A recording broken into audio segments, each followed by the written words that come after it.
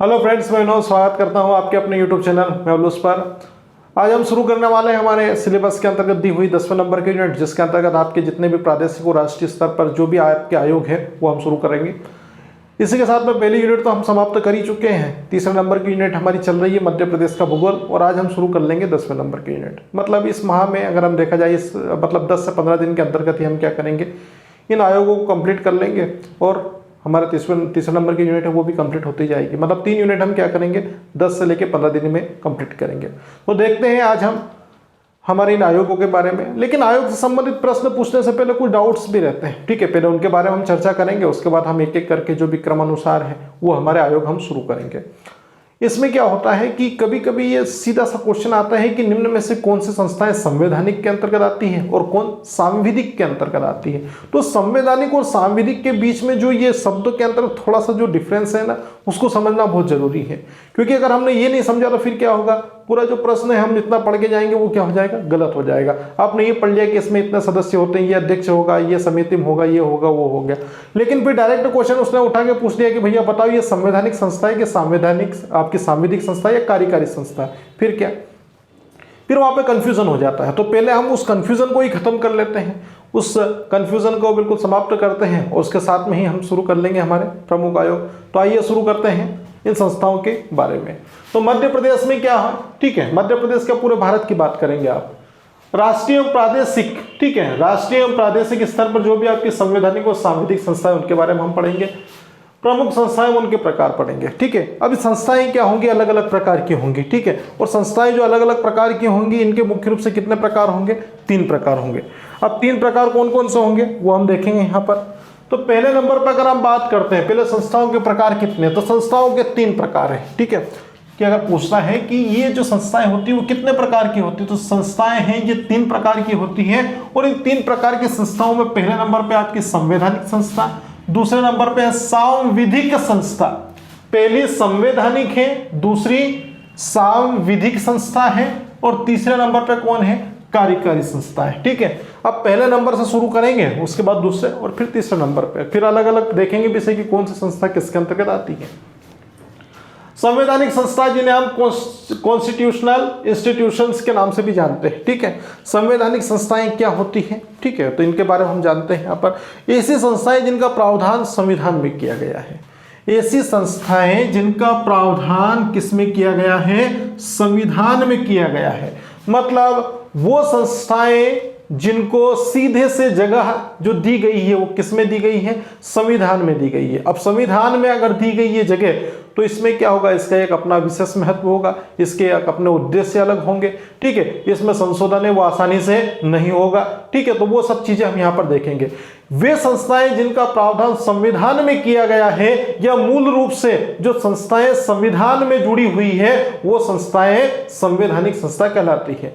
और ये जो संवैधानिक संस्था है, ठीक है, अब कुछ संस्थाएं क्या हुई बाद में भी बनी। जैसे हम पहले अगर बात करते हैं, हमारा जो संविधान वो 26 जनवरी 1950 को लागू हुआ, लेकिन इसके पहले जो भी संस्थाएं बन रही थी या फिर जो भी संविधान हमारा बन रहा था, तो उसमें क्या हुआ, उसमें यह हुआ कि कुछ संस्थाओं का विशेष महत्व था जिनको हमने सीधा किस में जोड़ दिया, ठीक है, उसको हमने जोड़ दिया सीधा संविधान में। तो वो संस्थाएं क्या हो गई, संवैधानिक संस्था। लेकिन फिर बाद में क्या हुआ, बाद में ये आवश्यकता पड़ी कि कुछ अलग से संस्थाएं भी गठित की जाए और इनको भी किसमें क्या कर दिया जाए, संविधान में शामिल कर दिया जाए। तो संविधान में शामिल ऐसे ही नहीं कर पाएंगे, इसके लिए आपको क्या करना पड़ेगा, संविधान में संशोधन करना पड़ेगा। और संविधान में संशोधन करने का काम किसका होता है, वो आपके संसद का होता है, ठीक है।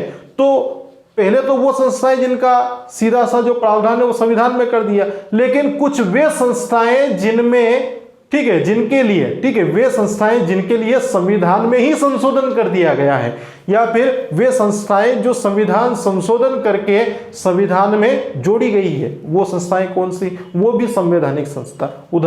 उदाहरण के लिए आपका 73वां संविधान संशोधन अधिनियम और आपका 74वां संविधान संशोधन अधिनियम, ठीक है, ये संस्थाएं क्या है, ये भी संवैधानिक संस्था है। अब ये 73वां और 74वां संविधान संशोधन अधिनियम है, ये 1994 में आया, लेकिन संविधान तो कब लागू हो गया था, वो तो 26 जनवरी 1950 को लागू हो गया था। तो भूतकाल में तो जा नहीं सकते, लेकिन भविष्य के अनुरूप उसमें कुछ परिवर्तन तो हम कर सकते हैं। तो परिवर्तन ये हुआ कि 73वां और 74वां संविधान संशोधन अधिनियम जो 1994 में आया था, उसको क्या कर दिया, उसको आपने संविधान में में शामिल किया, इसके लिए आपने क्या कर दिया, संविधान में संशोधन किया। तो संविधान में संशोधन करके या फिर संविधान में मूल रूप से जुड़ी हुई संस्थाएं या फिर जिनका जो प्रावधान है वो संविधान में किया गया है, वो संस्थाएं क्या कहलाती है, वो आपकी संवैधानिक संस्थाएं कहलाती है, कॉन्स्टिट्यूशनल इंस्टीट्यूशंस कहलाते हैं। ठीक है, आ रहा है इतना समझ में। अब उसके बाद हम बात करते हैं, इनमें परिवर्तन संविधान संशोधन द्वारा होता है और कौन करती है, संसद करती है। ठीक है, परिवर्तन जो होगा वो किसके द्वारा होगा, ठीक है, परिवर्तन मतलब जो होगा आपकी चीजें यहां पर देख लीजिए, इनमें परिवर्तन संविधान संशोधन के द्वारा होगा। कुछ चीजें ऐसी ये होती हैं जिनमें कुछ मिस हो जाता है या फिर कुछ ऐसी चीजें होती है जिनको उसमें एडवांस में आपको जोड़ना होता है। ठीक है, तो ये जो काम होता है, ये जो काम होता है ये क्या कहलाता है, ये कहलाता है संविधान संशोधन। और ये संविधान संशोधन का काम है ना, ये कौन करती है, संसद करती है।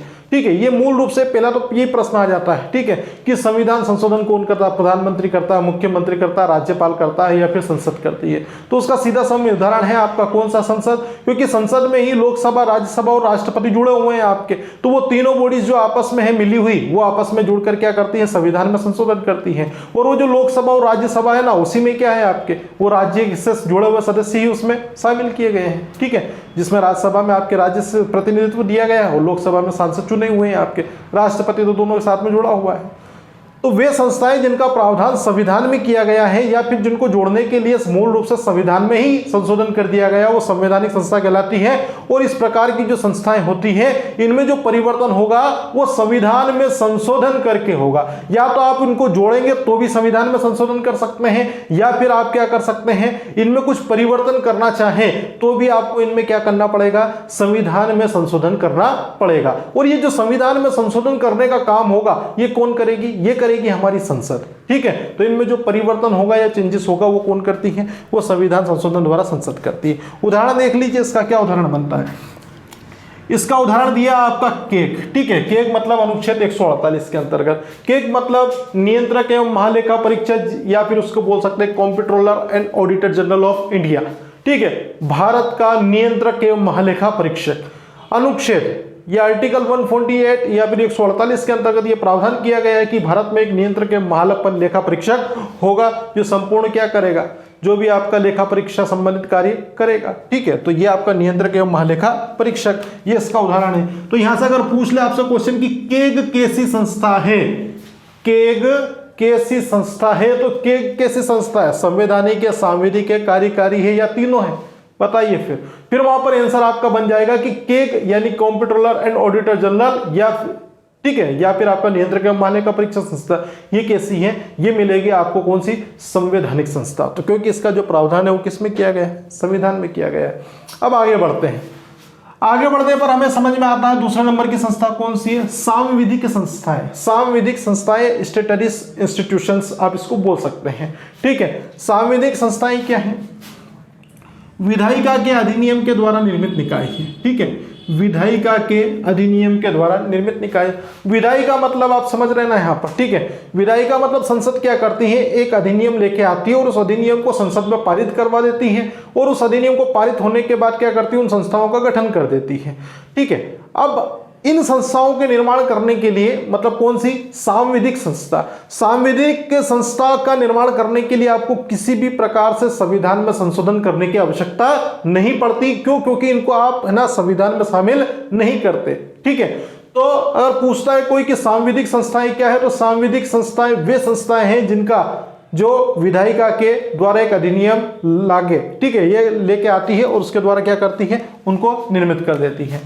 परिवर्तन जो होगा वो सामान्य अधिनियम द्वारा होगा और यहां पर भी कौन करेगी, संसद को करेगी। ठीक है भैया, संसद क्यों करेगी, क्योंकि बनाया किसने था, बनाया संसद ने था। ठीक है, तो वो संस्थाएं सांविधिक संस्थाएं कहलाई थी। अब इनमें कुछ चेंजेस भी करना होगा तो वो क्या होगा, वो चेंजेस करने का काम भी किसका होगा, तो वो संसद का होगा।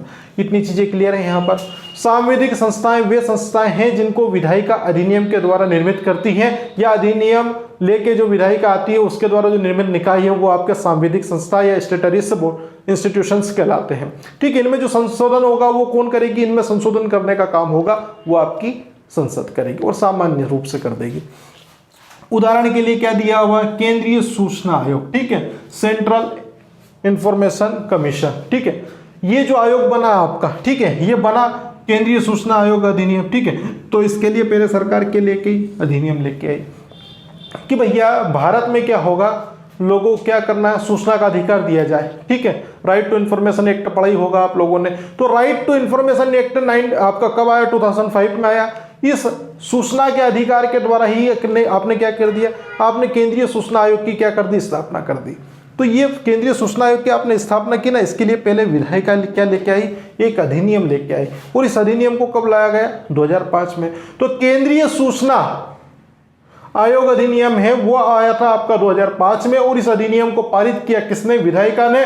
और विधायिका के द्वारा ही क्या किया गया, इस आयोग का गठन किया गया, जिसका नाम दिया गया आपने केंद्रीय सूचना आयोग, ठीक है। अधिनियम कब आया, 2005 में। आयोग कौन सा बना, केंद्रीय सूचना आयोग बना, ठीक है, अधिनियम पारित होने के बाद। तो सिंपल सा है, डेफिनेशन समाप्त हो जाती है। कैसे, विधायिका संसद के द्वारा अधिनियम से निर्मित निकाय है, वो सांविधिक संस्था यानी केंद्रीय सूचना आयोग। परिवर्तन भी क्या होगा, अगर हो सकता है कि सरकार इसमें चाहे कि भैया लोगों को जो सूचना का जो अधिकार दिया गया है इसमें कुछ परिवर्तन करना है या और सूचनाओं को जोड़ना है, या अन्य संस्थाओं के माध्यम से जो सूचनाएं जो गुप्त रूप से दी गई है इनको घटाना है, तो इनको क्या करना है, इसमें संशोधन करना पड़ेगा। तो क्या करेगी संसद जो होगी वो सामान्य अधिनियम के द्वारा पारित कर देगी और इसको क्या कर देगी, चेंजेस कर देगी। अब बात करते हैं तीसरा नंबर की बॉडी हमारी, ठीक है। तीसरा नंबर की बॉडी कौन सी है आपकी, ये आपका कार्यकारी संस्थाएं एग्जीक्यूटिव इंस्टीट्यूशंस कहलाती है, ठीक है। कार्यकारी संस्थाएं क्या होती है इसके बारे में हम देखते हैं। सरकार के आदेश के द्वारा निर्मित निकाय है। सरकार यहां पर सीधा आदेश देती है, यहां पर संसद का कोई मतलब नहीं रहा है, ठीक है। संसद सिर्फ किस में रह गई है, संवैधानिक में और सांविधिक में, ठीक है। लेकिन अब कार्यकारी संस्था की बात करें तो कार्यकारी जो संस्था होगी आपकी एग्जीक्यूटिव, ठीक है, इंस्टीट्यूशंस जो होंगे इसमें क्या होगी, सरकार के ये कार्यकारी आदेश द्वारा निर्मित निकाय है। और परिवर्तन इनमें जो होगा वो किसके द्वारा होगा, वो सरकार की इच्छा के अनुसार हो जाएगा। क्योंकि भैया जो सरकार है ना आपकी, उसने ही क्या किया, इन कार्यकारी संस्थाओं का गठन किया है। अब चेंजेस जो भी करना होगा वो कौन कर देगी, सरकार। यहाँ पर विपक्ष से कोई लेना देना है नहीं, विपक्ष भले कितना ही कुछ करे, ठीक है, संसद से कोई लेना देना नहीं, यहाँ पर तो सरकार जो है वो करेगी सब। जैसे पंडित जवाहरलाल नेहरू थे, उन्होंने 15 मार्च 1950 को एक आयोग बनाया था। कौन सा आयोग, योजना आयोग, ठीक है। तो योजना आयोग कब बना भैया, 1950 में। तो ये कौन सा निकाय होगा, ये आपका कार्यकारी निकाय हो गया। अब वर्तमान में जो चल रहा है वो आपका कौन सा है, वो आपका नीति आयोग चल रहा है, ठीक है। कौन सा आयोग, नीति आयोग। क्योंकि योजना आयोग है उसको चेंजेस करके नाम बदल के आपने क्या कर दिया, NITI Aayog, national institution for transforming India, ठीक है, ये चल रहा है। और इसकी स्थापना कब की, ये नरेंद्र मोदी सरकार के द्वारा 1 जनवरी 2015 को। तो 1 जनवरी 2015 को नीति आयोग, जबकि 15 मार्च 1950 को, ठीक है, 15 मार्च यहाँ पर 1950 को कौन सा, योजना आयोग, ठीक है। अब योजना आयोग का अध्यक्ष और नीति आयोग का अध्यक्ष कौन होता है, प्रधानमंत्री होता है, ठीक है। तो ये सब चीजें हमने यहाँ पर देख ली है। अब हम बात करते हैं संवैधानिक संस्थाएं और कौन कौन सी है, वो कौन कौन सी संस्थाएं जिनको संविधान का में प्रावधान किया गया है। तो देख लेते हैं यहाँ पर।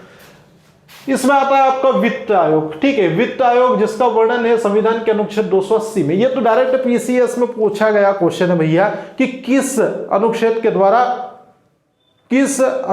द्वारा वित्त आयोग को निर्देशित किया गया है या फिर वित्त आयोग का वर्णन किया गया है। तो अनुच्छेद 280 अनुच्छेद 280 में कौन सा, एक फाइनेंशियल कमीशन या फिर वित्त आयोग का गठन किया गया है। तो फाइनेंशियल कमीशन या फिर वित्त आयोग या अनुच्छेद 280 में वर्णन है। तो कौन सी संस्था, संवैधानिक संस्था हो जाएगी।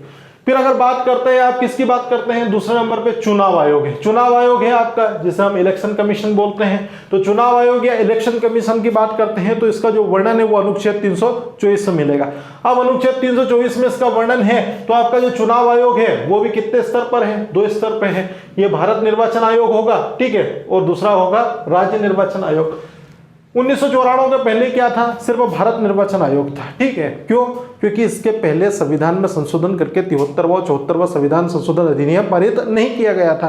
पहले जो चुनाव होता था वो आपका संसद में लोकसभा राज्यसभा के अंतर्गत राष्ट्रपति के चुनाव, उपराष्ट्रपति के चुनाव, विधायिका और विधानसभा, इनके चुनाव होते थे आपके। ये कौन करता था, ये आपको करवाता था भारत निर्वाचन आयोग। लेकिन फिर क्या किया आपने, 73वां 74वां संविधान संशोधन करके उसको संवैधानिक दर्जा दे दिया गया और उसके साथ में पंचायत और आपके नगर, ठीक है, इन पंचायतों का क्या कर दिया आपने, गठन कर दिया। तो भैया अब निर्वाचन आयोग इतना भी काम नहीं कर पाएगा, इतना भी फुर्सत भी नहीं बैठा है कि वो गांव क्षेत्र में भी जाएगा और आपके नगर क्षेत्र में भी जाएगा और फटाफट क्या करवा देगा, चुनाव, क्योंकि उसको तो बहुत सारे काम है यहाँ पर। तो इसके लिए क्या किया गया, जो चुनाव आयोग जो आपकी संवैधानिक संस्था है, आपका इलेक्शन कमीशन अनुच्छेद 324 के तहत, इसमें पहले जो था आपका केवल क्या था, भारत निर्वाचन आयोग, ठीक है, इसका वर्णन सिर्फ 324 में मिलता है। लेकिन फिर क्या किया गया, फिर ये किया गया राज्य निर्वाचन आयोग। और राज्य निर्वाचन आयोग का वर्णन अगर पूछता है कि कब से, ठीक है, कौन सा अनुच्छेद में, तो अनुच्छेद 243 के से लेके अनुच्छेद 243 जेड तक, इसके बारे में विस्तृत रूप से चर्चा करेंगे, क्योंकि आपका सिलेबस का मेन है, ठीक है। एक आपका भारत निर्वाचन आयोग, ठीक है, और दूसरा कौन सा है आपका राज्य निर्वाचन आयोग। तो ये जो आयोग है ना आपके, इन आयोग के बारे में हम चर्चा करने वाले हैं यहाँ पर। तो आप पहले तो आप इतना समझ गए होंगे, चुनाव आयोग है, अनुच्छेद 324 के तहत इलेक्शन कमीशन का क्या किया गया है, गठन किया गया है। अब उसके बाद फिर अगर बात करते हैं भारत निर्वाचन आयोग 324 और राज्य निर्वाचन आयोग अनुच्छेद 243 के से लेकर 243 जेड ए तक इसका वर्णन किया गया है। अब लोक सेवा आयोग है आपका, लोक सेवा आयोग भी क्या है आपका, ठीक है, इसे हम बोलते हैं, क्या बोलेंगे वो बोल लेंगे, लेकिन लोक सेवा आयोग है, ये भी किस संस्था है, वो संवैधानिक संस्था है। लोक सेवा आयोग जिसे आप बोलते हैं पीएससी, पब्लिक सर्विस कमीशन, ठीक है, पब्लिक सर्विस कमीशन का नाम लिया, ना कि यूपीएससी का, ना एमपीपीएससी का, ना स्टेट पीएससी का, ठीक है। आप सिर्फ बात कर रहे हैं किसकी, लोक सेवा आयोग की। तो लोक सेवा आयोग ये संवैधानिक निकाय है, जिसका जो वर्णन है वो अनुच्छेद 315 के तहत किया गया है। इसके बारे में भी डिटेल्स में पढ़ना है। ये जो आयोग है ना आपके, सब पूरा डिटेल्स में पढ़ेंगे एक के बाद एक करके हम लोग। लेकिन पहले हम डिफरेंस ही समझ रहे हैं आज की, किस आयोग को संवैधानिक दर्जा और किसको सांविधिक दर्जा और किसको क्या दिया गया है, कार्यकारी का दर्जा दिया गया है। अब लोक सेवा आयोग है, ठीक है, इसका जो वर्णन है, ठीक है, वो आपका अनुच्छेद 315 में तो कर दिया, लेकिन फिर क्या, एक यूपीएससी बना और फिर क्या बना, एक आपका एसपीएससी, मतलब स्टेट पब्लिक सर्विस कमीशन लिखा है, ठीक है, स्टेट मानना है इसको आप लोग थोड़ा सा, या फिर आप उसको बोल सकते हैं MPPSC, MPPSC Madhya Pradesh public service commission भी आप इसको बोल सकते हैं। तो ये जो आयोग है वो कौन से आपके संवैधानिक आयोग है। तो अनुच्छेद 315 के तहत ही क्या किया, लोक सेवा आयोग का गठन किया गया, जिसके दो भाग है, आपका यूपीएससी और आपका स्टेट पीएससी, और हमारा जो है वो आपका एमपीपीएससी लगता है, ठीक है, ये हो गया। उसके बाद बात करते हैं हम लोग किसकी, अनुसूचित जाति आयोग की। अनुसूचित जाति आयोग है, तो अनुसूचित जाति आयोग भी अनुच्छेद 338 में इसका वर्णन है, ठीक है, जिसको हम शेड्यूल कास्टेस कमीशन बोल सकते हैं, ठीक है, शेड्यूल कास्टेस कमीशन बोल सकते हैं या फिर अनुसूचित जाति आयोग बोल सकते हैं। इसका जो वर्णन है वो अनुच्छेद 338 के अंतर्गत किया गया। तो ये संवैधानिक संस्था हो गया। अनुसूचित जनजाति आयोग है, इसको हम क्या बोल सकते हैं, शेड्यूल ट्राइबस कमीशन बोल सकते हैं, ठीक है, यहाँ पर शेड्यूल लिखा हुआ है और कमीशन तो लगा ही, इसलिए मैंने सिर्फ ट्राइबस लिखा है ना। तो शेड्यूल ट्राइबस कमीशन है आपका, इसका वर्णन किस में, इसका वर्णन अनुच्छेद 338 के तहत किया गया है। यह रहा आपका अनुच्छेद 338 के तहत किया गया है। अब उसके बाद फिर क्या, आपका पिछड़ा वर्ग आयोग है, ठीक है, पिछड़ा वर्ग आयोग को भी संवैधानिक दर्जा मिला है, तो इसको क्या बोल सकते हैं, बैकवर्ड क्लासेस कमीशन। तो बैकवर्ड क्लासेस कमीशन है, इसका वर्णन किस में है, तो इसका वर्णन है अनुच्छेद 338 बी के तहत। तो अनुच्छेद 338 में क्या है, अनुच्छेद 338 में जो आपका अनुसूचित जाति आयोग है, जिसको हमने शेड्यूल कास्टेस कमीशन बोला है, अनुच्छेद 338 ए के अंतर्गत हमने क्या पढ़ा, अनुसूचित जनजाति आयोग पढ़ा, जिसको हम लोग शेड्यूल ट्राइबस कमीशन बोल सकते हैं। और लास्ट में हमने पढ़ा पिछड़ा वर्ग आयोग, जो अनुच्छेद 338 बी के तहत है, जिसको हम अदर बैकवर्ड कास्टेस के नाम से जान सकते हैं, ठीक है। तो ये हमारी जो संस्था है, ये कौन सी है, ये हमारी अन्य संस्थाओं के बारे में हमने जो पढ़ा, ठीक है, 3 संस्थाएं पढ़ी, उनके बारे में एक विस्तृत चर्चा देखी हम लोगों ने। शुरुआत हमने संस्थाओं से की थी। 3 प्रकार की संस्थाएं, संवैधानिक, सांविधिक, कार्यकारी। संवैधानिक संस्थाएं वे संस्थाएं हैं जिनका प्रावधान संविधान में किया गया है या फिर जिनका संविधान में संशोधन करके जिनको संविधान में इंक्लूड किया गया है, जोड़ा गया है, ठीक है। और इनमें जो परिवर्तन होगा वो कौन करती है, वो संविधान संशोधन के द्वारा संसद करती है। उदाहरण के लिए अनुच्छेद 148 के तहत के comptroller and auditor general of India या नियंत्रक एवं महालेखा परीक्षक। दूसरे नंबर पे कौन आता है, दूसरे नंबर पे आता है आपका सांविधिक संस्था, स्टैट्यूटरी इंस्टीट्यूशंस जो आपके होता है, ठीक है। तो सांविधिक संस्थाएं क्या होती है, विधायी का एक अधिनियम लेके आती है, उसको पास करती है और इस संस्थाओं का गठन करती है। सामान्य रूप से इसमें क्या कर सकती है, परिवर्तन कर सकती है। कौन कर सकती है, संसद कर सकती है। उदाहरण के लिए क्या, उदाहरण के लिए आपका सूचना आयोग है, इसके लिए एक अधिनियम लाया था, केंद्रीय सूचना आयोग अधिनियम 2005 में, जिसके तहत केंद्रीय सूचना आयोग का क्या कर दिया गया, गठन कर दिया गया। कार्यकारी संस्थाएं क्या होती है, सरकार के द्वारा मनमर्जी से गठित की गई संस्थाएं कार्यकारी संस्थाएं होती है। उनमें परिवर्तन है वो कौन कर सकती है, वो सरकार कर सकती है आसानी से, ठीक है। उदाहरण के लिए 15 मार्च 1950 को पंडित नेहरू के द्वारा गठित किया गया योजना आयोग और नीति आयोग जो आपके नरेंद्र मोदी साहब ने गठित किया। कब गठित किया, ये आपका 1 जनवरी 2015 को। संवैधानिक संस्थाओं के बारे में उदाहरण देखा, वित्त आयोग है, वो हमने कब पढ़ा, 280 में, ठीक है। उसके बाद कौन सा पढ़ा, उसके बाद चुनाव आयोग हमने पढ़ा, ठीक है। चुनाव आयोग में क्या है, अनुच्छेद 324, भारत निर्वाचन आयोग 324 और राज्य निर्वाचन आयोग अनुच्छेद 243 के से 243Z तक। अब लोक सेवा आयोग के बारे में हमने पढ़ा, ठीक है, 315 के तहत इसका वर्णन किया गया है, जिसके तहत ही संघ लोक सेवा आयोग और राज्य लोक सेवा आयोग का गठन किया गया है। फिर क्या, अनुसूचित जाति आयोग 338, अनुसूचित जनजाति आयोग 338A और अनुसूचित आपका अदर बैकवर्ड क्लासेस या फिर आप बोल सकते हैं उसको कौन सा, पिछड़ा वर्ग आयोग, इनका जो वर्णन है वो आपका 338B के तहत किया गया है। स्क्रीनशॉट ले लीजिए। उसके बाद सांविधिक संस्थाओं के हम एग्जाम्पल देखते हैं।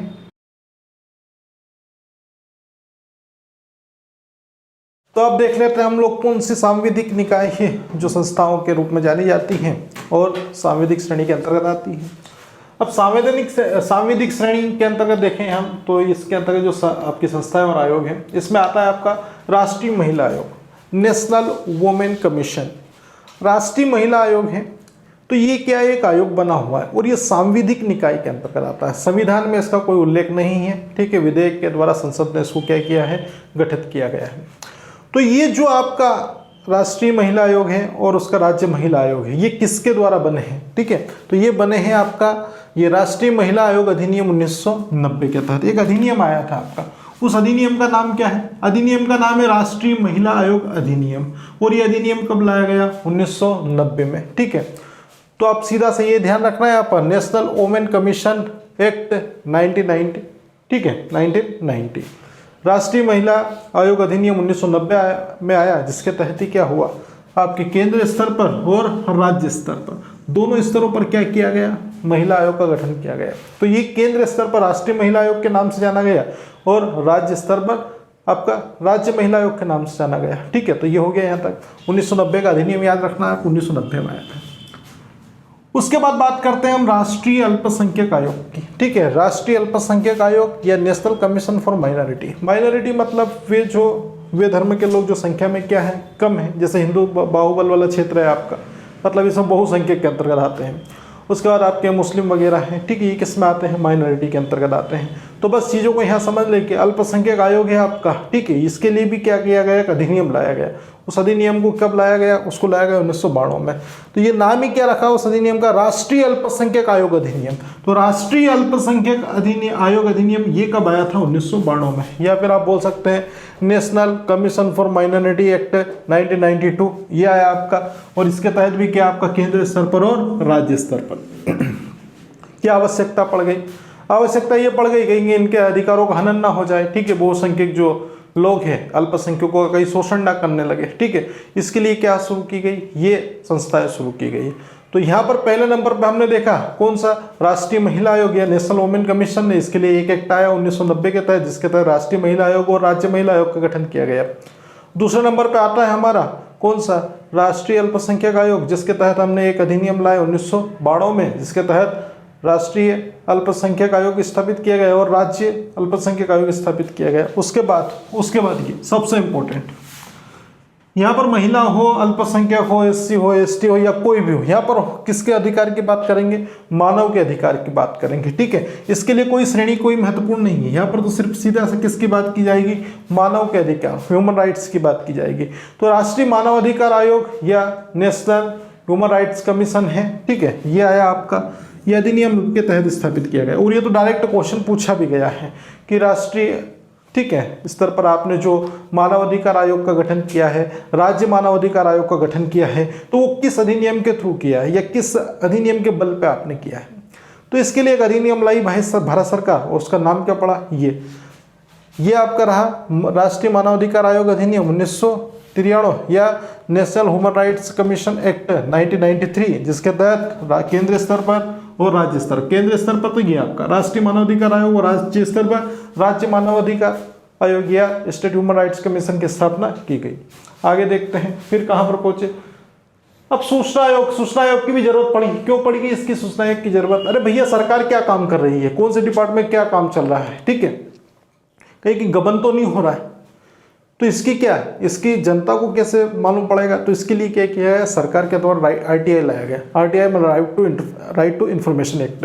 ये कब लाया गया? तो ये हम देखेंगे तो सूचना आयोग है, इसे इंफॉर्मेशन कमीशन भी बोलते हैं, जिसके तहत आपने क्या किया गया, अधिनियम लाए 2005 में, जिसको आरटीआई एक्ट बोलते हैं। क्या बोलते हैं? RTI act, right to information act 2005। तो राइट टू इन्फॉर्मेशन एक्ट 2005 के तहत ही क्या किया गया, भारत में सूचना अधिकार लाया गया, जिसके तहत क्या किया गया, सूचना आयोग की स्थापना की गई।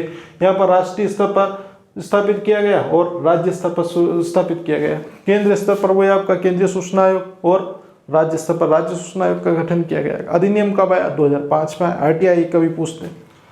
उसके बाद बालकों के अधिकार का संरक्षण के लिए बाल संरक्षण आयोग आया।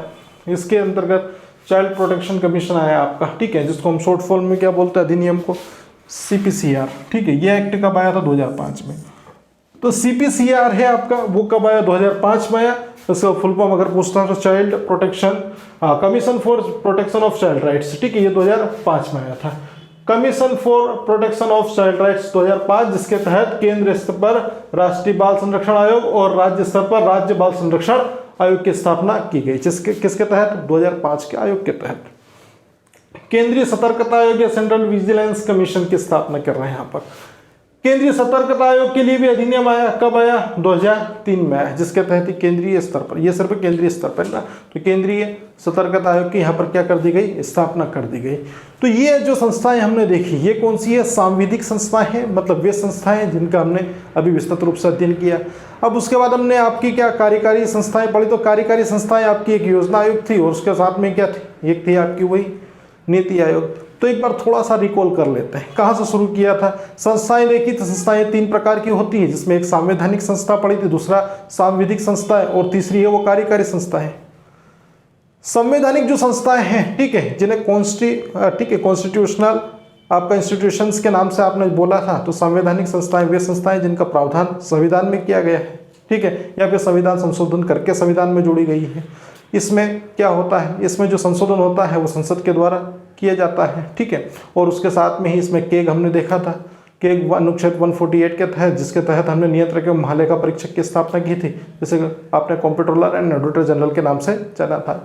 अब उसके साथ में इन संस्थाओं में हमने बहुत सारी चीज़ देखी थी, जैसे संवैधानिक संस्थाओं में हमने वित्त आयोग देखा था, ठीक है, वित्त आयोग आपका 280 के तहत हमने स्थापित किया था, ठीक है। उसके बाद में SC ST, ठीक है, और आपका अल्पसंख्यक, ठीक है, आपका अनुच्छेद 338, अनुच्छेद 338B, अनुच्छेद 338 A और B के तहत क्या हुआ, आपने अनुसूचित जाति आयोग, अनुसूचित जनजाति आयोग और आपका अन्य पिछड़ा आयोग की क्या कर दी, स्थापना कर दी। उसके साथ में ही आपका अनुच्छेद 324 के तहत और अनुच्छेद 315 के तहत क्या किया आपने, राज्य निर्वाचन आयोग और लोक सेवा आयोग की भी क्या की, स्थापना कर दी। तो ये संवैधानिक दर्जा मिला है, इसलिए संवैधानिक संस्था कहलाए।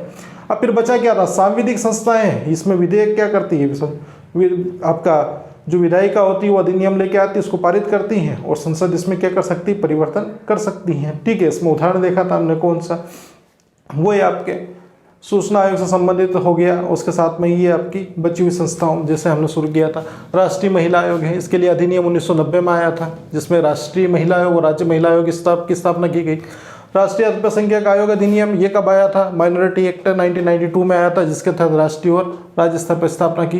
ये आपका ह्यूमन राइट सबसे इंपॉर्टेंट है, ठीक है। राष्ट्रीय मानवाधिकार अधिनियम किस एक्ट के तहत स्थापित किया गया था, तो ये आपका आया था, ठीक है, 1993 के अंतर्गत, जिसके तहत आपका राष्ट्रीय मानवाधिकार आयोग और राज्य मानवाधिकार आयोग की स्थापना की गई थी। उसके बाद बचा क्या, ये बचा सूचना आयोग है, तो इन्फॉर्मेशन कमीशन है, अधिनियम आया था RTI 2005 में, जिसके तहत आपका केंद्रीय सूचना आयोग और राज्य सूचना आयोग की स्थापना की गई। बाल संरक्षण आयोग की बात करते हैं तो चाइल्ड प्रोटेक्शन कमीशन एक्ट, जिसे CPCR के नाम से जानते हैं, 2005 में आया था, commission for protection of child rights, ठीक है। इसके बाद बात कर रहे हैं आपका बाल स्तर, आपका केंद्रीय स्तर पर और राज्य स्तर पर केंद्रीय सतर्कता आयोग है, ये 2003 के तहत आपका सेंट्रल विजिलेंस कमीशन के तहत स्थापित किया गया है। अब कार्यकारी संस्थाओं में तो क्या किया था, सरकार क्या करती है, अपने हिसाब से लाती है और इसमें क्या करती है, परिवर्तन कर देती है। तो उसके तहत नीति आयोग और हम उसके साथ में ही आपका योजना आयोग पढ़ चुके हैं। तो ये वीडियो हमारा समाप्त हुआ एक बेसिक इंट्रोडक्शन के साथ में। इसके बाद हम हमारा नेक्स्ट आपका एक पहला आपका जो भी आयोग दिया है सिलेबस के अकॉर्डिंग वो शुरू करने वाले हैं, ठीक है। अगर वीडियो आपको पसंद आया तो वीडियो को लाइक एंड शेयर करें, चैनल को सब्सक्राइब करें और जुड़े रहें हमारे चैनल के साथ। मिलते हैं नेक्स्ट वीडियो में।